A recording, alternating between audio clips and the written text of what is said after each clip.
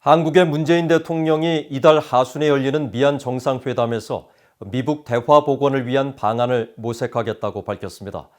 또 탈북민 단체의 대북전단 살포에 대해선 엄정한 법 집행을 강조했는데 전문가들은 문 대통령의 이런 발언이 나라 안팎에 논란을 더 확산시킬 것으로 우려했습니다. 조상진 기자입니다.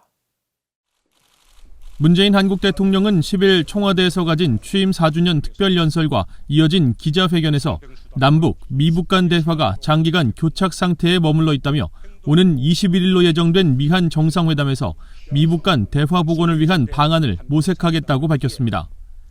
이어 바이든 행정부의 대북 정책에 대해 한반도의 완전한 비핵화와 싱가포르 선언의 토대 위에서 출발하고 외교적 방법을 통해 점진적, 단계적, 실용적으로 유연하게 접근하겠다는 것이라고 평가하면서 기대감을 나타냈습니다.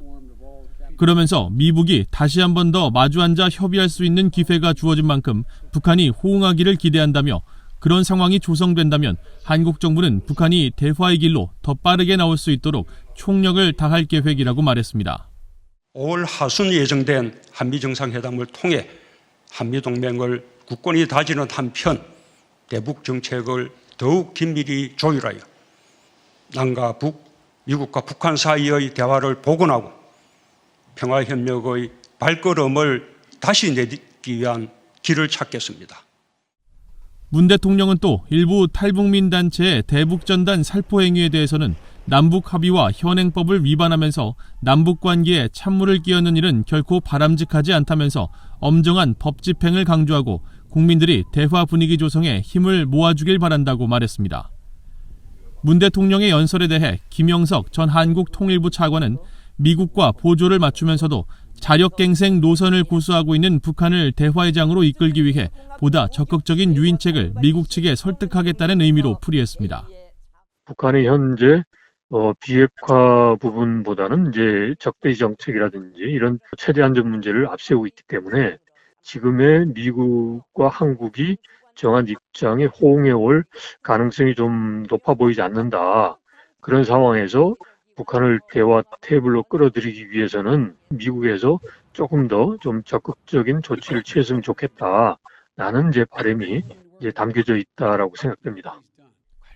문 대통령의 대북전단 살포 엄정 대처 발언에 대해서는 대북전단을 둘러싼 국내외 논란과 갈등을 더욱 키울 것이라는 지적이 나왔습니다.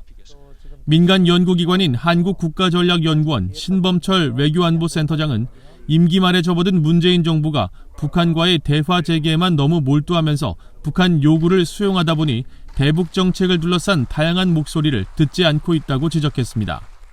사실은 그걸 하기 위해서는 주변국과의 관계를 정상화하고 북한 문제도 이렇게 좀 중장기적으로 제대로 풀어야 된다 하는 인식을 갖고 있었으면 좋겠는데 임기 내에 뭔가 그거를 만들겠다고 하니까 북한이 요구하는 조건들을 들어줘야 되는 거고 그 조건을 들어주기 위해서 미국과 같은 동맹국이라든가 또 국내적으로 대북 정책에 이견이 있는 사람들에 대한 갈등을 해소하지 못하는 거죠. 탈북민 단체인 자유북한운동연합은 앞서 지난달 25일과 29일 사이 비무장지대와 인접한 경기도와 강원도 일대에서 전단과 쌀, 미화 지폐 수천 장을 살포했다고 주장했습니다.